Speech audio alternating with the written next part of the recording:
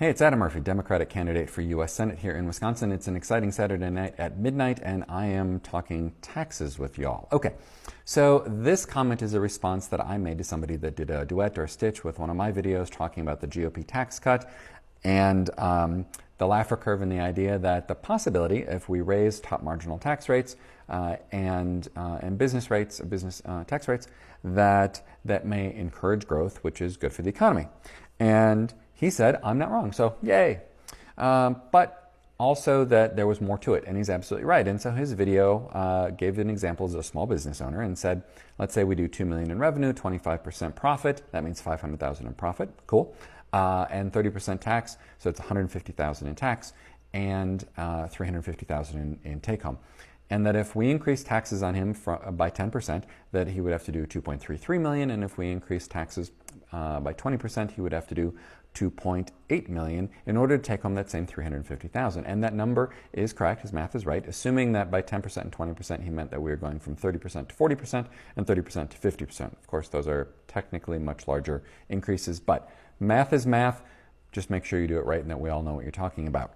So, given those scenarios, he's absolutely right. But here's what we're talking about, top marginal tax rates. So let me show you 2017 and 2021. I'm going to do this because this is before and after the most recent GOP tax cut. I'm going to show you LLC pass-through, and how this would all break down. Here we go. Ready?